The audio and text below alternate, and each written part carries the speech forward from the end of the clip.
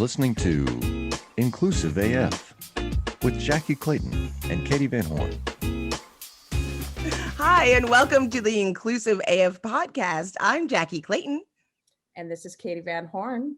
And we have an awesome, fun guest with us today, Rowdy Duncan. And I'm not going to say his middle name because I want him to, because it's my favorite part.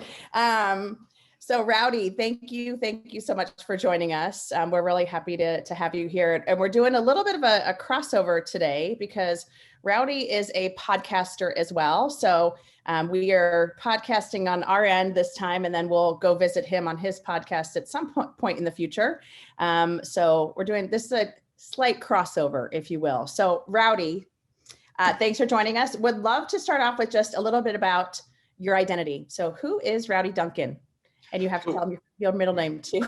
Yes, I'll get to that for sure. So my given Western name is Rowdy Sunray Duncan. In my culture, Taos Pueblo, it's you take the surname of your godfather. And so my native name is Rowdy Sunray of the Good Morning. And I am mixed with Tao is Eastern Band Cherokee, and then white Welsh. The white thing is always really hard to really distill down. But being mixed race and being indigenous in this country is a very interesting process. And growing up in Texas, that's where my roots are. There's not a lot of other native people in Texas. And so you kind of get lumped in with Hispanic people. But in that, I found that you can create dynamic community and people that love and got your back. And that people will love and adopt you for who you are, even if you don't understand all the things that are happening. Like when I used to get yelled at, aplacate, I learned to understand that means calm down, relax, don't be so excited in my house, because I got adopted by the abuelas and everything. It's part of what drives me, is who I am, and the fact that I've always needed a community and a space where I didn't always have folks around me. Awesome.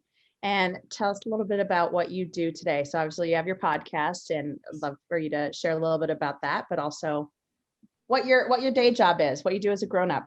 Yes. So my podcast is Inclusive Activism, and I'm very excited that y'all have agreed to join me on Inclusive Activism, because I love picking the brains of folks that do the same type of work, because I really think being inclusive and moving to being more of an inclusive person is a way of healing ourselves as people. It's a way of building capacity and becoming a better human. I think we all heal as we do these processes. I think it's a form of leadership development as well as a form of healing for all people that do it. Because we all struggle with some of these things sometimes when we're really being honest with who we are. And I am a communication professor at Phoenix College. So I get to teach interpersonal communication, which some of these issues pop up in, and then intercultural communication, which these issues are all over the place in. And I really love what we do in the communication field, because the way I try to describe it is communications is like the spells of being that we create things into being with, right? So the way we communicate are spells of value for some people, or things or backgrounds or ideas, or we communicate disvalue into being with certain things, ideas, or ways of being. And so really looking at how we talk about things, how we value things, how we disvalue things, how we other certain folks, how we include other folks, gives us a sense of the patterns that we get into, that shows us how the world comes into being and how we replicate it by the way we talk about stuff. Awesome. So, I think communication is one of the pieces that we want to dig in on. And, I think every time that I'm working with the client, one of the pieces that is a major piece of the strategy is always that communication plan. And so I want to just talk a little bit, and I think even spreading that a little bit further to your point of that cultural communication, how you do that the right way. And so would love for you to share a little bit about your thoughts on, where does communication come into the conversation around inclusion and diversity? For me, I think my scholarship, and I'm really not a big fan of using that word, because I think the hoity-toityness of my field is really something that turns me off. But I like to look at communication from a systemic view and from a critical lens. And I like looking at things through the critical lens first, because there's always something to improve on through a critical lens. Now, through critical scholarship, one of the things that fails us is it just shows us where the problems are and doesn't make any suggestions on how to fix it. I had some students listen to Ta-Nehisi Coates, and they were really like just bummed out because they're like, well, what do we do? You know, Ta-Nehisi, and he's like, I don't know, I'm a critical scholar. I don't like tell you how to fix the problem. I tell you what the problem is. And they're like, well, I don't know what to do. And I'm like, well, that's his job, is pointing out the problem, right? Like, it's his specialty. That's what makes him dynamic and amazing. But then the other part is systemics. What are the patterns that happen that put things into play? Why are you having a hard time hiring folks of marginalized backgrounds? Why, when you hire them, do they leave? Why do they choose not to stay? Right? Because I know you all find this all the time. Everybody wants to hire diversity. Nobody wants to think how to keep diversity once it's hired. Because they just get in this cycle of hiring and having people leave because their culture's not really welcoming to it. So for me, it's about really analyzing how you talk about things every day. I think one of the good places to add communication into what they do is like having like an inclusive moment, or the inclusive idea of the day, and like a 5-minute conversation at the start of a meeting about these like ideas and concepts, and having folks like kind of grapple with that, and put spaces of mutual accountability, right? If and y'all do that really well, right? Like I hear y'all do that with your ability stuff, and like be like, don't call it crazy, like use other language around that stuff, right? And my favorite sub for crazy is bananas, so I'm trying to use bananas all the time because there's no like connotation with bananas other than the physical banana. But really getting to see how communication is the beginning of the pattern. And if you can start to like, you first have to start with how you think about things, but then how you speak about things is how you start the process of making things into being. And language is that place where, and y'all are really great with that. I see you have your she, her in there all the time with your pronouns. And I think that's lovely.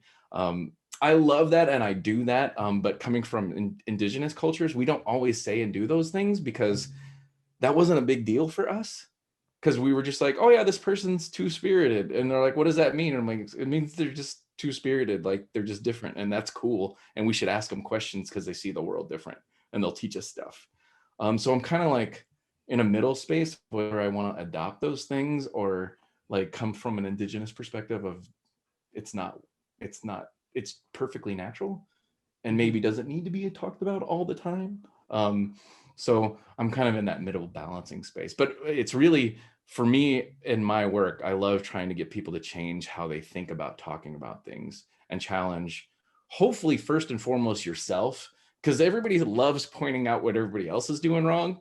Like, I would love to see a place where like we're focused on us first, and then I ask you to help me with me instead of patrolling everybody else in their behavior. Because I think that's a place people get stuck a lot. I think, you bring up a good point. I just read literally this morning On Tyranny by Timothy Snyder. And one of the things that he talks about in regards to language is adopting language that other people use to explain situations. Like they were talking about some of the campaign language are using extremists, which really isn't a thing, but then we're numb to it. We equate it with maybe terrorism because they put those in the same sentence when they're so completely different, so that we don't recognize people being extreme unless they then riot, right? Like we don't see that we have been breeding extremism through this process and getting numb to it and using other words. I always think it's funny because, like we don't cuss on our podcast, but if anybody knows us personally outside of a work scenario, we use 4-letter words on a regular basis. And so I know it's a secret, not Katie. Maybe just me. I just got a shirt that says classy, but I cuss a little. I thought it was funny. Anyway, but getting it really forces you to use the words that you have and find out what you're really dealing with so that we can understand greater where your challenges are. And I think that's what challenges us right now in looking, like people are always like us versus them, left versus right. And people who have adopted these ideologies that somebody else has put forth for them, they're using their language. So we don't even know what they're talking about. And we can't have, because we haven't adopted that language and what the feelings around it. And I think we do that culturally. I mean, of course, that's the thought that comes to mind first because of everything going on in our country. But I think we do that all the time. Just like case in point, saying crazy, that we've become numb to it when there are other meanings behind it. We have to find the words, and until we do, bananas works for me. It's like we have to put those things together so that we can communicate. And I think that's what the challenges can be, is people not having the words to talk about what the feelings are and adopting someone else. It's really important to understand language. And we do talk about language a lot because a lot of times that's what helps people feel excluded.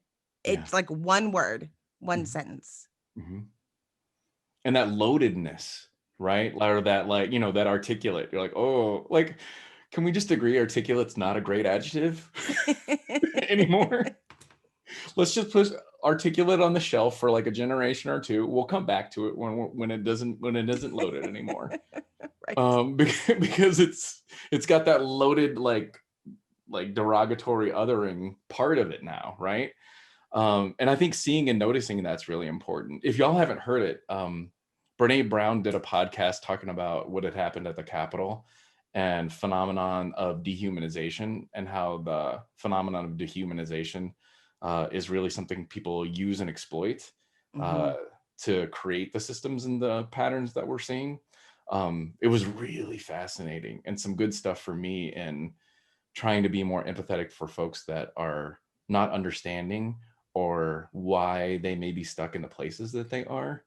Because if I can't have like an empathetic understanding for why they are where they are, I may not be able to help someday. But it was really fantastic. So if you haven't listened to it, I'd highly recommend it. She's one of my favorites, and I've not listened to that one, but yeah, I love listening to all of the interviews that she does and all of the conversations she has on her podcast, because I think one of the first people that she interviewed was, and now I'm going to, because this is what I do, I forget names. I'm not very, Tarana Burke was one of her first interviews, and that conversation just was on empathy and, kind of how to think about some of these different topics and humanize humans again. Like, I think that's one of the pieces that also comes up so much. And I think the Capitol, what happened to the Capitol is such an example of people, just going into this othering space where dehumanizing and not even thinking about like the conversation or the comments of, I just got swept up in it, or I didn't really, we were just going there. And there is that piece that you go, I think they believe that. And I think that for some folks, it was just a mob mentality. I just went along because everyone else was doing it. But it's so scary to think about that, because I think that is what we've done for way too long. We've just gone with I believe what this person believes and we'll follow them no matter what. And I mean, I think Trump is such a great example of that, where you have folks that are like, oh, well, he did this or this, and that's why I'm a fan. So I just disregard the other stuff. And you're like, but how? How do you disregard someone just being, I can't, like, there are a lot of words. Most of them all the cuss words just went through. She's thinking of the words. I was like, my mental Rolodex of what words. I have a couple of choice ones that came up too. Couple choice ones. Yeah. So anyhow, but yeah, I mean, I think the rehumanizing of people is something, and I know that's not really a word, but how do we actually look at folks as individuals and take them as individuals and have that empathy for their specific situation? And I think that's, that's part of what we do every single day when we're working with organizations is, meeting them where they are, whether we agree with where they are or not, and whether, we want to shake them a little bit and be like, I need you to move faster. But, being open to that is so important. I think you have to start though. I mean, Black people aren't looked at as people. They weren't looked at as people. So if you're talking about looking at people of color, you know, indigenous too, of being unvalued, it wasn't like they said, okay, I see you as whole, right? So it's really hard to empathize with something that you think has no value. Yeah, I mean, I think And I think when you're talking about the thinking, for sure, right? But I think of what's the thing that got them to the place that they're that affected, and because the actions of those people truly are the actions of damaged folks, Mhm. right? Like, you can't do something that horrific without being exposed to something really difficult, like without being put in like spaces of like trauma as well. And I think what's hard is in whiteness, there's been no dealing with trauma. And so there's not experience with trauma, and there's not the ability to like learn how to heal from trauma. And not that they have the same historical trauma at all, right? But there is some trauma that I think makes that thing happen. And it's super hard to like get there, right? And that's one of those things that I keep trying to work on, is seeing the scared hurt person that is making that thing happen. And I fall into the theming of them and othering of them all the time. It's one of those things that I'm trying to get better at. Like Tara Brach is another person I listen to that helps me see like the humanness in people that are causing a lot of pain. Because I worry, I'm in this constant space of auditing myself, of can I be human enough that if someone came in and sat down and were willing to have tea with me, could I be patient enough to potentially heal them in some way? And then there's also the times where I'm like, yeah, today's not my day, and I am not the vehicle for this thing, and the patience isn't there, and I'm gonna hit the old eject button on this one because that's what I need to do to take care of myself in this moment, right? But it's hard. It's a real dynamic tension for me because I'm not saying by any means like they're dehumanizing of everybody else and what they've done with Black people or what they've done indigenous people and what they're continuing to do with stepping on Blackness and stepping on indigeneity with how they act. It's hard. But when I realize these are people infected by ideas that hopefully I can like take the idea away from the person, that perhaps they can heal. But I also have to remember I can't heal anybody without them wanting to. And that's that boundary setting. I think that's so important in what we do. I think it's been the life-changing moment for me, oddly enough, came through a training through junior league, which you would think is the last place that you would get like a good diversity training. But when we were there, when we were talking about people, the way that America became America, I don't like ever, I hate saying like founded, because it was like here already. P.S. Right. You can't discover something that's already been found. Anyway, so that's a whole nother episode. Absolutely. But in thinking that people had to leave their own cultures, and since they had to leave everything behind in order to be accepted here, because we were looking at as race as an actual construct, right? So it was like, okay, so you're white. Wait, you have this thick Italian accent and your name is Mauricio. So you're not. It's like, wait, no, my name's Mark and I live in the United States of America. Because if you ask people, and that was part of our episode when it was like Black Jackye and Just White Katee, when we were talking about how those things come into play. And so I always explain to people, like, you have to remember generationally, we do get a little bit not complete, but we get insight into what the Black experience is. They don't talk about the white experience. The mob mentality has happened forever. People, you can't tell me that everybody said, you know what, you're right. Beating people into submission for my will and like owning people, that's a great idea. I mean, that's a mob mentality that started, and it's because you weren't allowed to have a culture. So when you look at these groups that are organized and they can rally around being a person of color or being compassionate or having that understanding, and you don't have that's why people say things like, well, why don't we do white lives matter? Because it's like, well, I'm white and I'm not black, so I don't identify that way, so this isn't important to me.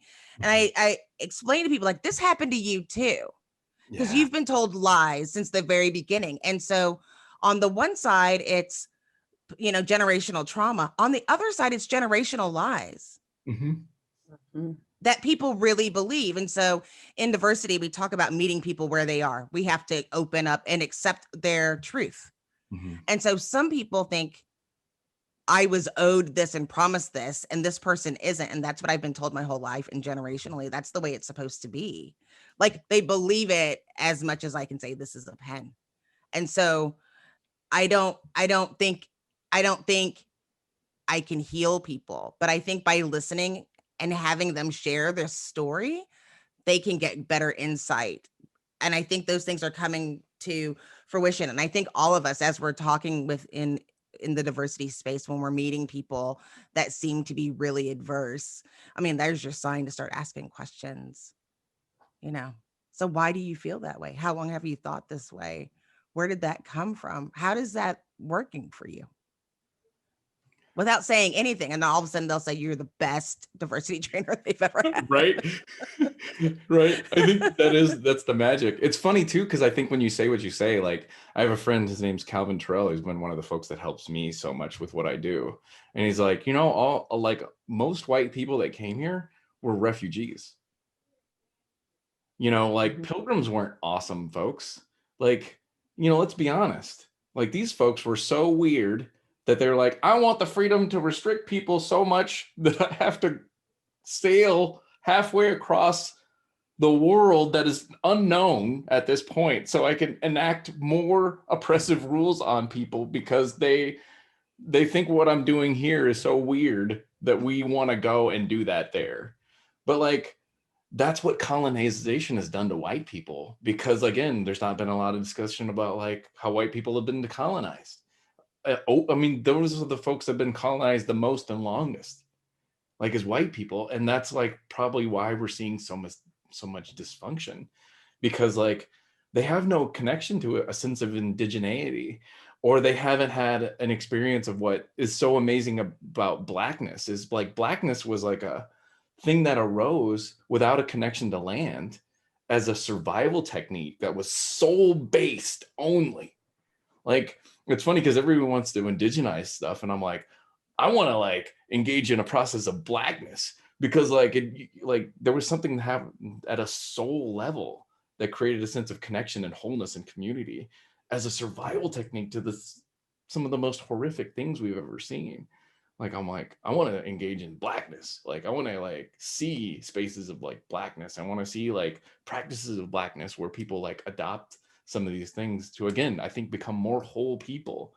Because it's that poison and the lie, like you said, of othering or you're not me. And it just hurts people. I feel like the American dream is what they sold to get people to come over here to work these fields in the first place. Yeah. And because, I mean, we always talk about the American dream, but we never talk about like, was this an actual dream? Like, did someone like, who put that together? We don't have a record of that. And so we get to fix it towards our narrative, But I have a question. How, personally, kind of changing directions a little bit, but you talked about being like multiracial and having all of these pieces, and then living in Texas where there isn't a lot of indigenous people. How was that? I mean, I know you talked a little bit about like the assumption or different things or people bringing you in, but how was that growing up? What was that experience like? I've heard all of it from birth to now. in 2 lines. No. I think this is going to be a 7 podcast. Did we mention? I was born on a cold winter's day. I think it's been the pain of my life, right? It's been the thing that I've been in a constant process of working through and healing from. But I've also heard whatever is the pain of your life is the thing that you have within you that you get to heal in others because you had to heal it within yourself. And so it was hard, and it's weird because, like, you know, there was no indigeneity to connect to, and I had no connections to my tribal affiliation. Like, my father drank a lot of the stereotypical stuff, and we left him when I was very young. And so I have no direct connection to any of my tribal identities, because even the tribal identities we have were beaten out of us through Indian schools, because in Texas especially, like, harsh, hard assimilation is what was done.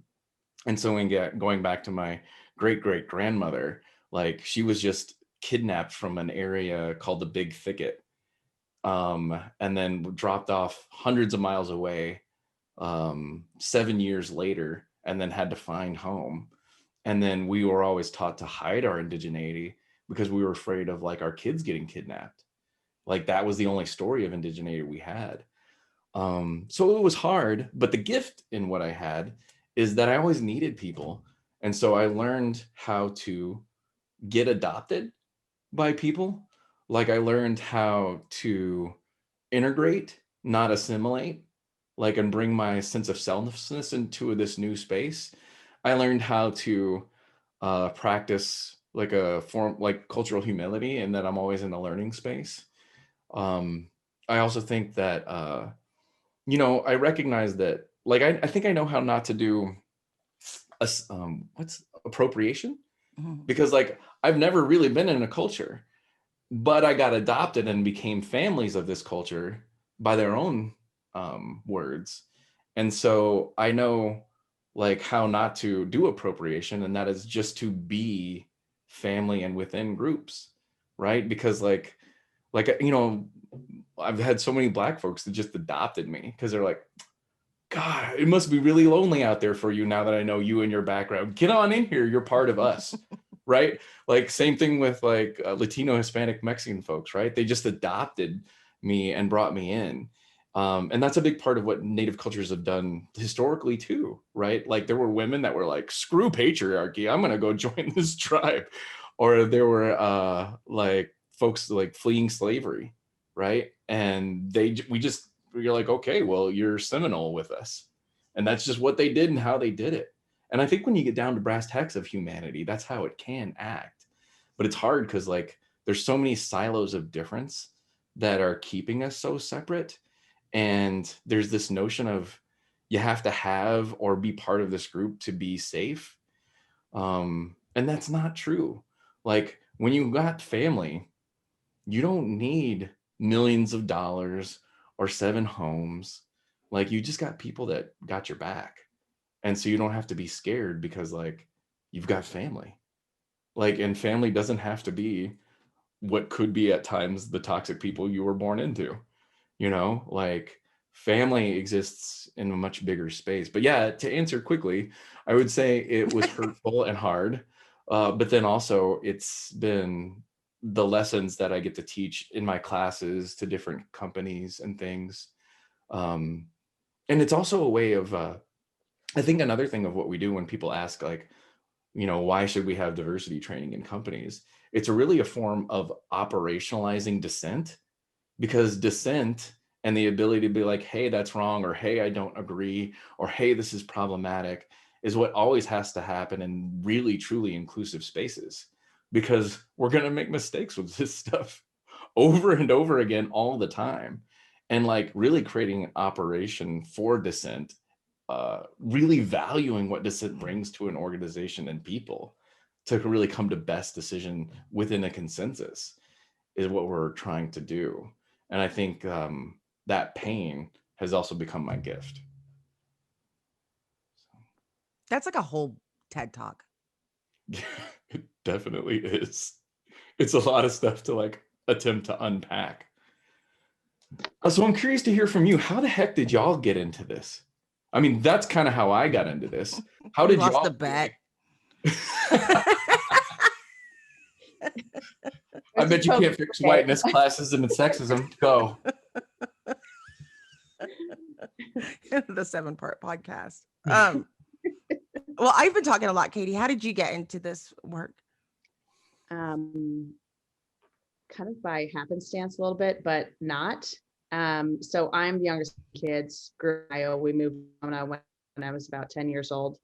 And throughout my entire life, both my parents were educators, and they very much like exposing us to different and exposing us to different cultures and different people. And one of the things they did every summer was throw us in the back of the van, and we would drive all over the US. So before I was 9 years old, I was in 31 of the 50 states.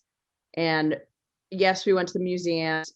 We were not like, okay, go to Disneyland, because, two educators trying to buy tickets to Disneyland wasn't happening. So it was about museums, and it was about like learning about the people, and going into like families' homes and things like that, to just learn like who's around us and who do we not know and who's different from us. And that was such a great experience from my childhood, and that kind of carried into my career in HR. I joke around, and we actually just interviewed someone yesterday, Elena Kind, who is a storyteller, and she is all about, going out and finding stories. And that's what I consider myself. I'm not a storyteller. I'm a story like keeper, or a story, how to bring people along in the conversation, how to bring people's stories into whatever the work is. And so for me, it was being able to really understand the experience of different employees, understand that the experience was not the same, where so many organizations feel like, oh, we have this onboarding process and this recruiting process, and this, once they're here, this is what they do, and then they get voted, blah, blah, blah, blah, blah. And that's not the case for every employee walking in the door. So understanding that, and understanding like, how do you make it an equitable environment? How do you make a culture, or create a culture where everyone does have the same experience or opportunity for an experience? That really has always kind of been a guiding force for me, and was able to really dig in on it and work with some really cool organizations when I was at my last company, Katee. And this just became like, oh my gosh, there's so much work to be done. And I'm not shy about talking about it, and I'm not shy about like having the hard conversations. And I also feel like I've had some great partners in learning and understanding. Obviously, Jackye is one of them, to say like, okay, tell me what this is like, or what, how should I do this the right way and not say the wrong things and that type of stuff. And so I've been very fortunate to have great people that have guided me along this path. But it really was, I was doing that work at GoDaddy, and I was getting calls. Hey, can you come help us with our culture? Hey, can you come do this with us? And it was kind of a aha moment of, this could be a business, and I could do this time and impact so many more people. And so I made the leap, and the rest is history. So yeah, I mean, I think for me, it's how do you get into different organizations globally, locally, and understand where they are today, and guide them on that journey, and help them through some of the hard questions and some of the, hard conversations. And, you were just mentioning, having those places where people can have the conversations and can ask the questions. And, we talk about psychological safety or bravery, or, however you want to approach that. And for me, it's, how do you help your employees have the conversations that they need to have, to say, this is my experience and it's not the same as everybody else, and to give them that safety to be able to do that in the right way. And also help the leaders with, okay, if you have an employee saying this to you, it's not a, hey, let's get mad. It's, what do we need to do to fix it? And really believing them and understanding that things need to change to make it better for everybody. Yeah, I wanted to say, like, it's amazing to hear what you've been able to do at GoDaddy, because I mean, like, that organization seems to have been built on sexism and patriarchy, and I can tell from being in this area that they've really evolved quite a bit, as far as like becoming more whole and helpful in that area. And it's interesting because that pattern that you're talking about, Katee, I see a lot of people that start out in HR, and then they get so good at HR that eventually they're like, okay, how do I like work in prevention from an HR standpoint rather than just responding to issues? Because so many people are just stuck in that space. Like, what can we do to really be synergistic? What can we do to operationalize dissent? What can we do to work on culture? Like, one of my favorite questions to ask an organization is, what's your culture? And they're like, what do you mean? And I'm like, oh.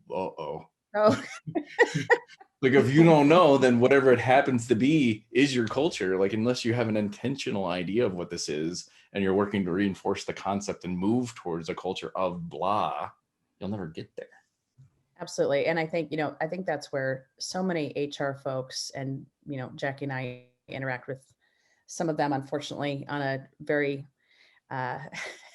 daily basis, weekly basis, whatever you want to call it. And you have those folks that are like, no, we just want HR to be administrative. We just do the paperwork. And you're like, why would you not want to push further and make this better for all of your employees? And I mean, we've seen even just in the last few months, a lot of folks have kind of themselves for their not very inclusive beliefs and not very, not good. They're just not good beliefs. And you think about that and how does that kind of equate for the employee and what does that happen? What happens to that employee in that culture where you have someone who is themselves a racist and it's very much all about, no, we want to keep things the way they are. We like the patriarchy, all of those things. Having to have those conversations and help educate people, it's good and frustrating. But I think the other part is it is about, how do you just get people to, exactly your point, like get people to start thinking about like, how can we do this better and more proactively, not just, hey, we don't want to get sued. Yeah. Because that has, I mean, for years, that was kind of the HR motto, like, how do we do a CYA to make sure that the organization doesn't get sued versus how do we make this really cool for employees so they can just do great work? That's It's what weird it's about. to see how much they've done. People talk about candidate experience, but they don't talk about the employee experience. And they put so much, I mean, and when I say that, I mean, like they put money behind it. Like they put money behind candidate experience and the people who have to do the work are miserable, so it's like, that's not gonna work. I literally, yesterday was showing a client, I do this little exercise about how you can't change what you don't acknowledge. And the company wants to have all these diversity initiatives. And I didn't even know who I was talking to because I don't like knowing because I'll get really nervous sometimes, like, oh, you're the chief diversity officer at Johnson & Johnson and I'm little Jackye Clayton in Waco, Texas. Okay, cool. That's cool. So I try not to get into it too much, but it turned into like a preaching session. We looked, it was like, you've lost 4,000 people at your organization in the last 2 years. 50% of those are women. I was like, let's stop. Y'all ain't ready. I was like, y'all are not ready for diversity recruiting. If you lost 2,000 of the people that you lost were women, we've got a problem. Let's look. And so then we started looking at, I was like, it's y'all sales department. And then I showed them the reporting. And at the end of it, they're like, you're just preaching now. They're like, you're just showing off. But I was like, no, like, you're like data. It's weird. I am like the data dork. I love it. Unfortunately for them, I love finding things like that out and trying to find patterns. Like, oh my God, did you know that your head of accounting is racist? And they're like, what? I'm like, yeah, you've lost, 100 Latinx people in the last 5 years. That's weird, but not really, but I So think Jackye, I was curious to ask you, because like y'all know, you probably do, the concept of positionality, like if you look at and build something from the lens of the most oppressed person, you're probably going to hit equity because like if you can do it from the most oppressed like intersectional identity, then everybody else has a pathway in. So you, like, given your positionality as a Black woman, like this has to, you must bring great things, but then also it must be an incredible pain in the A, like every day, like as a Black woman attempting to do this work, because they'll be like, oh, she's a woman, oh, she's Black. Like there's a million dismissers you have to get through like over and over again. Like it how do you navigate sucks, Rowdy. Thankfully, years of medication and therapy have made me able to be at this point. No, well, first off, this is how that started too, was for the very reason, because it was these conversations of like, what world is happening right now? And sorry, did you, but like, that's part of it too, was just like these reactions to was happening were like, huh? Yeah. So anyway, sorry. And no, but I think it did come, it's hard. And I think the hardest part of this work for me is being so aware of oppression and being aware of my Blackness, and that, and realizing that that is a problem for some people just walking in the room, like literally I have to talk to people about why they don't hire people like me, like, and I think the challenge that, what's interesting, I have these really great, crazy parents that always volunteered as tribute to like break down doors. And hearing those messages growing up, like I just thought that's what you did, like I'd be like, why are we here? And my mom would be like, because there's no Black people here. So we need to make sure they can hear from Black people. So we're gonna go. And it was like, oh, okay. And like I look for opportunities to volunteer as tribute. And I think that happens a lot with these organizations. It's really hard. I'm glad that I have friends within the space, but it's hard. What I learned, what was interesting is that we were taught 2 different lessons or 3 different lessons or 4 different lessons. Like your world may not be the same as mine and the lens is different. Mm-hmm. And I think something that was interesting kind of growing up, at one point, my dad was a reverend before he retired. And it was in the 90s. I had a lot of friends that were gay coming out of the closet and getting kicked out of the house. And they would come move into our house. And my parents are like really conservative, and the first person I got it, like they were being nice parents. But then we had like 5 18, 19, 20-year-old gay men living in our house. They were watching like Truth or Dare. And I was like, y'all have to get out of my house. Like, I don't like, that was a little much for me. But I was like, Dad, how did you do that? Like, I hear the lessons in the conservative, ism. And how do you do that? And he was like, because we love the person. We love the person. And I remember growing up, like we had guests over for Thanksgiving once, and them being like, I was like, who are these people? And they're like, oh, they're homeless people. And that's kind of how I was raised, where we had underrepresented people. I know that, like, I'm a woman of color that comes from a place of privilege. So it's like a weird spot. But I always knew that I would be strong enough to be able to be in those situations, and that you have to stand strong. And as I got older, it became more important for me to do it for the generations behind me. Because, I was a recruiting manager. I could still be a recruiting manager and make, about the same money. But I think it's so important of people getting the message right. And not that I have all the answers, but I've seen so many people do this work wrong. Yeah. And I'm like, I tell people, like, I want to change the world one recruiter at a time. And also the big reason why I got into this is because when I realized that the way that they were teaching, they were not going to be able to find me. People were not going to be able to find me. And so I wanted to help open those things out. But to answer your question, yeah, it sucks.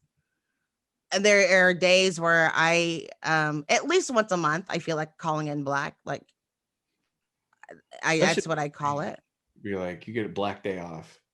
Yeah, I'm just tired. And they're like, what? It's like, I'm tired of explaining to, white people why they need to be equitable. It's just exhausting. Yeah. But I think it's so necessary. And like, if not me, then who? I think I kind of I'm in that space. But it's also comes from a being infinitely curious. Yeah. Yeah. especially now, I would love to have that man, your little friend with the horns, come over and sit down with me, talk about Hugh and how he got into those spaces. Yeah, what was the slippery slope that was like? Did you eat glue? That's what I'm going to ask. Let's start. Did you ever eat glue? Just curious. Just, You need a hug. Were you vaccinated? I'm just writing this down. That kid definitely needs a hug. You know what's bananas? He went to Moon Valley High School, and that's probably like a few blocks from where I live. Like it's not super far from where I'm stationed. Yeah. But I wanted to say to both of you, like, I just admire the hell out of y'all. Because like I do what I do as part-time because honestly, like getting to teach these ideas and concepts in both interpersonal communication, because there's a lot of patterns that happen with interpersonal communication that are directly linked to like inclusive issues, right? As well as intercultural. It's easy. Like I'm talking to people that are like, yeah, this is a great idea. Why wouldn't we do it? Like they adopt stuff like that because they're just like, oh, I can see where this is no good. I can see where like, you know, I've become addicted to like patterns of toxic people or toxicity, and I've seen them as normative, and like I've replicated those patterns. Like, so I get to be in a space of like happiness and growth, and then like I get to take that chargedness into different companies from time to time. But y'all like live there, you know, like my regular experience is finding, you know, I go out into the world where it's hard to find new and creative ways to explain it better to my students, because it keeps my head sharp. But y'all like live there. And it's funny because people are like, you could make more money out than that place. And I'm like, oh, I'm sure. But like, it's hard. And there's like a huge, you know, the cost of humanity for like the $150,000 salary, like maybe isn't worth the, you know, like the $80,000 trade-off in difference, you know? So I did want to say and acknowledge that from you two. Like y'all are amazing, badass. I'm sorry, like it's the only. Do we have to give you a copay? Because really, we are like, because I feel like, I mean, yeah. Thank you for saying that and acknowledging that, because so many people don't acknowledge that, that it's hard, and you get a lot of pushback and grief. And we have another a friend of ours that was in the business on Facebook that was like blocking people today, like having, because he has this pushback and sharing his views, and it can be hard. I think sometimes I don't know who has it harder, me or Katie, depending on the day. But sometimes I think, gosh, Katie, that must be rough of going in. Like I go in as a Black woman and people just assume I know everything about diversity. Katie gets to go in, you know, but they also think that I'm going to whine and complain about it because of the benefit of me, even though I don't work there, and, you know, they're not even paying me enough, and I don't even have time for snacks. So stop. And then Katie walks in and they assume she's completely biased with her cute little jacket and pearls on. It's like, oh, but they have no idea. I'm sure you set that straight within the first 5 minutes, Katie. Well, I Rowdy, yes, thank you very much. I think the driving force for me is when you see that light bulb go off.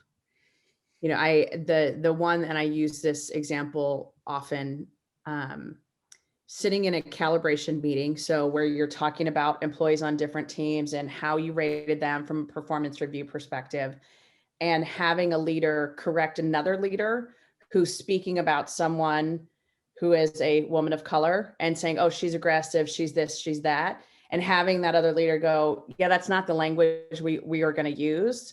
How is their performance and how are they living the values, and really focusing. And you're sitting there going, oh my God, it's working. Like, hey, wow, they get it. They're hearing me. And they actually, because there are times when you walk away from a workshop or a conversation, you're like, I don't know if they got it. Like, I don't know if they understood, but when you see them using language and using concepts that you've talked to them about, and there is that little, like, I always chuckle when I hear like a CEO use like the same language that I used with them. And you're like, oh, okay, they were listening to me. and if they want to adopt it as their own way of thinking, awesome. Like I'm totally fine with that. But it is kind of funny because you'll have those moments where you'll see that light bulb go off, you'll hear the language being used, and it just feels so good. But then there are other days when you're like, I'm going to go in my room and cry for a little while and it's going to be okay. Because I think that's part of it too. And I think that's right now, anyone in any organization doing any role, there is this piece where it's the balance that we all have to strike of keeping ourselves safe and okay, mentally, physically, etc. Not just sitting on the couch binging, Tiger King and, ice cream all day. There are days that should happen and other days that you should not do that. So anyways, yeah, I think thank you. Well, yeah, and two, like if y'all don't, like, at some point in time, raise your rates and be like, this is my counseling costs. You know what I mean? Like, because I would love to see counseling and like our group of folks just be like, okay, we're co-conspirators here. Like, why don't you bring us aboard to help you understand certain things that are happening, like in interpersonal spaces where you're seeing oppression and blah, blah, blah work out. Because they do have a hard time teasing some of those concepts out, right? Like what is, like, in higher ed, like kids don't know, like what's just college is harder than high school and what's racism. They're like, and I'm like, well, this is racism and this is college is just harder than high school, because if you don't know, it's hard to tease those things apart. And then, because they need to know and understand what's the difference between those things. But I'd love to see some like partnership or alliance for like diversity folks and like counseling and just be like, hey, counsel me for like an hour a week. I'll volunteer like an hour a week with y'all and like talk you through some concepts and ideas where you might be struggling with people. I think that alliance would just do each of us all types of good. But yeah. I think you're right. And by the way, that doesn't change as you get older. Like, is this racism or is this like, oh yeah. And, I'm loud and people will say that I'm loud.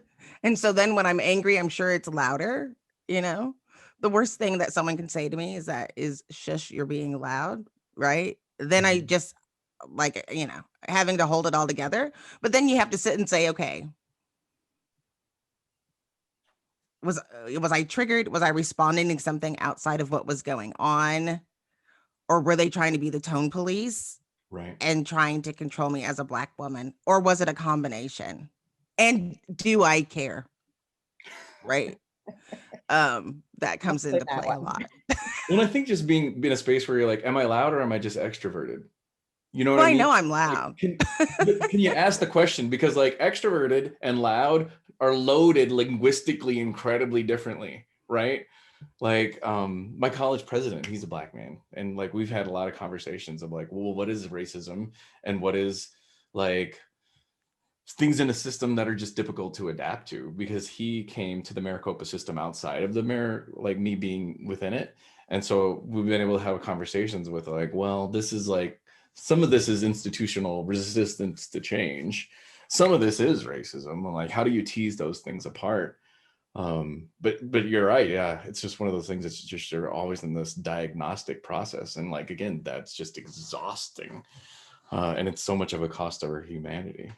But that's why I call what we do healing. I mean, I know you may not be comfortable with that language, but for me, the way I summarize my purpose for people is I help others heal themselves. And in that same process, I get healed a little bit more in their wholeness. And that allows us to come together as community a little bit better to make the world a little bit better of a place. And when you're really clear on who you are and what you're doing, why you're doing what you're doing, I think it helps a lot. But I mean, to not acknowledge that there is healing that happens, I think is also to not see what you're doing too. I love healing. I love that. Yeah. And I say that too.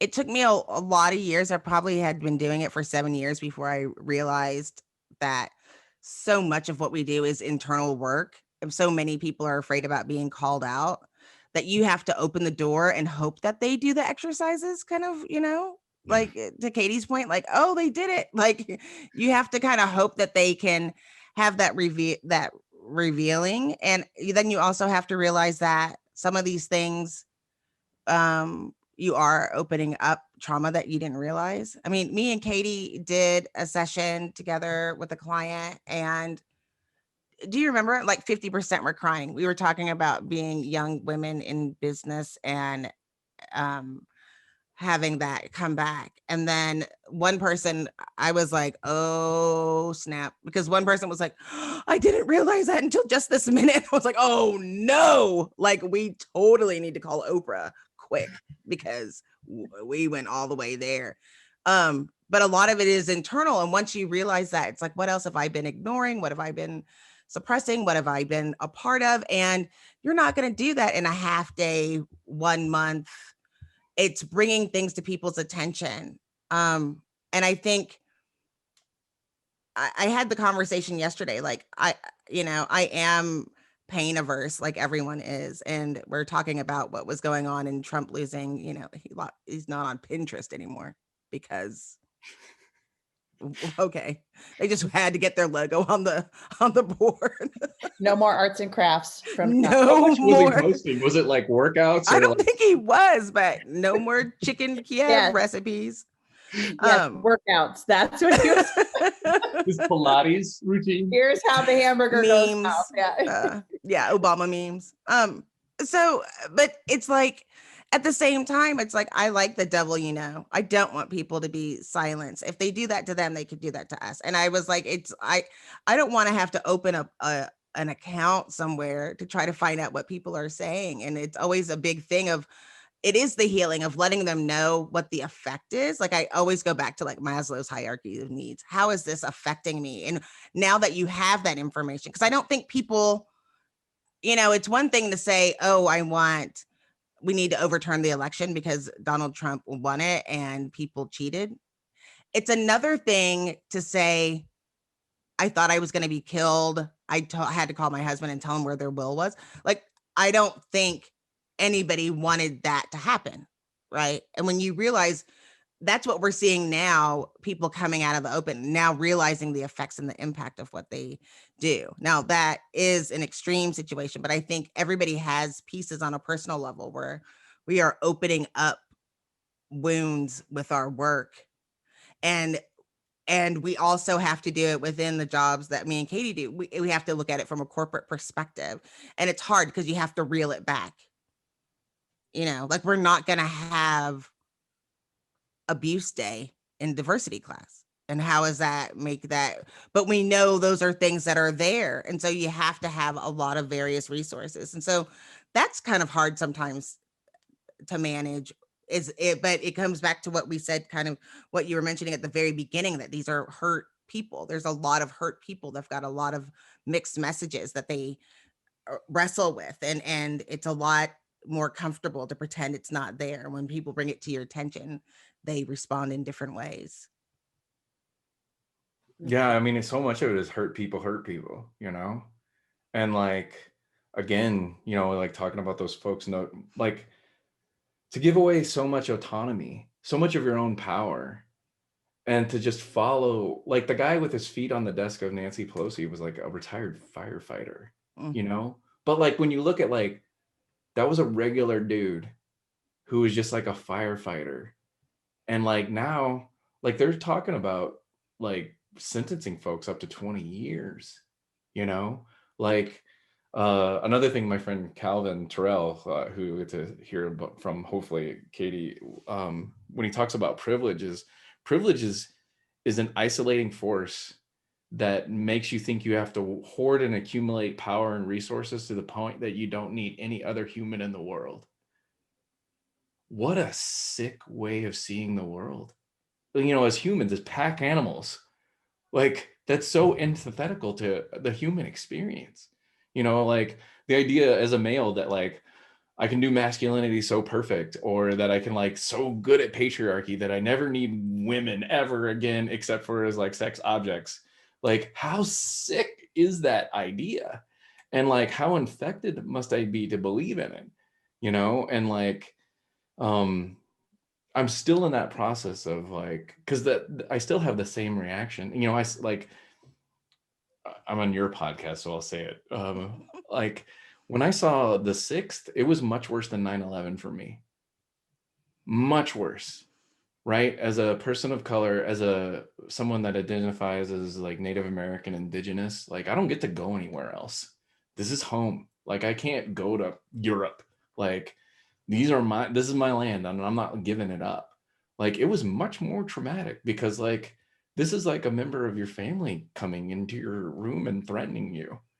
Whereas like, you know, you knew with 9/11, like it was, you know, of course it wasn't going to be a nation. It was another group of people that like had an ideology that they wanted to spread, but the threat wasn't us. Like the threat was like from outside, and it wasn't even a nation. It was just a small group of people. Like here, the threat is here, and it's us, and there's no real way of parsing out all that stuff. And it feels like there's so many more people spreading disease than wholeness and health. It's funny, I tell my students in Com 110 all the time, like, you know, you pay me like $300 to take this class.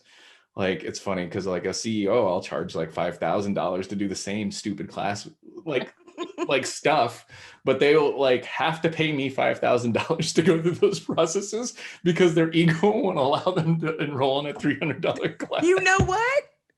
Right. Put that in a Hallmark card because that is fabulous. We need to Yes. Rowdy has to come back because we need to talk about that. That is so hilarious. Their ego won't let them to do the continuing ed. They're not coming. They're not coming to audit a class. I think the part of this though is looking for enemies. We've ran out of enemies. We got Al Qaeda. 9/11 thing is over. And you know, talking about diversity and inclusion and how America rolls. So from the time of the Pilgrims, I was like, I'm a big Rocky fan, and I was like, look at Rocky 4. How can you make a movie where the whole movie is about your hatred for another country? And at the end, when you think that the Russian guy died, people are cheering with an American flag boxers on. It's horrific. Like I decided when I do my webinars, I'm going to go show like Gen X references that we've gotten through the years, because people today wouldn't even believe that exists. Like we hate all of the Russians, like as a country, Right. all of them. Like there's some random person in Mongolia that's just like, I'm just doing my thing. I'm just like eating food. Like I'm just living my life. Why are you hating on me? I don't even know you exist. Hate you. You're the enemy.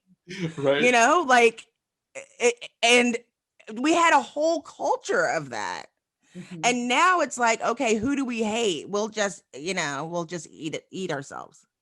I did this whole podcast on how we're so focused on enemy when really we need to be focused about the enemy that is in a me, right? What is the thinking within ourselves that like we're needing to heal? Because like enemies only exist when you got the enemy in a me. Right? Right? When you gonna put that on a shirt? He's got good ones. Are you right? We gotta go back and write these down. That is a good one. But like if you were whole, like if you were really like okay, like if you like I kind of always envision like what is like Rowdy the Buddhist monk like look like, the enlightened Buddhist monk, and like same haircut. People at the Capitol and just be like, you must be hurting a lot to be that way. Yeah. It must be very lonely. I'm working on that. So it's good. All right, my friends. Last question for you, Rowdy. Well, actually two, sorry. First one is, where can folks find you? Well, I've got one of the more Googleable names in history, Rowdy Duncan. There really is just the me that's out there. And so there's never been a more findable person. But I have Instagram. I'm not great at like taking pictures and uploading. It's not like what I enjoy slowing life down enough to do. I have the Inclusive Activism podcast, which I attempt to do bi-weekly. And I've got one out on colonialism, and I've got another one that's going to be coming out on indigeneity and how to do more of those things. I'm on Facebook. I have my own website, inclusiveactivism.com, and you can email me at inclusiveactivism@cox.net as well. And there was another one? Did I get both? That was the first question. The second question is, for anyone that is listening or watching, what is the one, gosh, I really want you to take this away from this conversation and, kind of take action from it? Or what is the one thing you want people to make sure they heard? I think for me, like what I'm finding myself wanting to work on most often is people that agree with us that are othering people all the time, right? Like I see social justice warriors smashing people and othering people over and over again all the time, not understanding they're using the tools of the oppressor and it's not making anything better. Don't worry so much about like the people out there and do like your work inside and talk about your stumblings and your failures and how you've made the mistake, because that's what gets people to connect with your humanity, and that's what will get them to want to heal like you did. So don't think you got to go teach everybody everything. Like engage in your own healing process and talk about your own healing process, because that's what get people to self-disclose the areas they need to heal, and then you actually can have a conversation about how you will both heal in a process of sharing the trauma and learning from the healing. Because when I heal you, I learn how to heal myself. When you heal me, I learn how to heal myself, but you also learn how to heal yourself in the same way. Like it's so amazing how wholeness comes from these processes. And that's why I enjoy what we're doing. And so I'd say the one takeaway is like heal yourself and talk about how you're healing yourself, and stop like trying to catch everybody, stop gotchaing everybody doing it wrong, like more so be like, you know what, I used to say this thing too. I used to say crazy all the time too. In indigenous cultures, crazy people were the healing people. They weren't crazy. They saw the world differently, and they gave us the ability to do something different. So they weren't crazy. They honored and revered people because they saw the world differently. Like imagine schizophrenia is like a potential vehicle for healing, and it was in indigenous cultures across the world. Like, so I think it's like uncoupling some of those things and seeing the world in a new space too. Awesome. Thank you. Miss Jackye, what you got? I think for today, it's that to remember that, when you're being inclusionary, that means everyone. And it kind of goes to the othering. Like you will damage yourself if you surround yourself with groupthink and don't have people that have a difference of opinion. That difference of opinion is what helps you grow. So the people that are traumatic and triggering, block them, don't friend them, don't engage. But people that and have had a relationship pre 2016, it's important that we include everyone into the conversation. That's how we get those pathways to healing. Awesome. I think for me, the comment that you made about this work being about healing, which is kind of even just what your summary was right there. Like, how do we continue to move down this path and continue this journey, and really think about in regards to healing and how to heal each other and how to heal yourself. I think that's something that it's just a different lens, kind of looking through it from a different direction. I think that's so important because there is so much hurt around these topics and around this, what you should believe, what you should think, all of these things. And so thinking about it from that healing perspective, I think is really important. So Rowdy, thank you for joining us. We truly appreciate the conversation. This has been another episode of the Inclusive AF podcast. Thank you for joining us. This is Katee Van Horn. And I'm Jackye Clayton. Bye. Bye.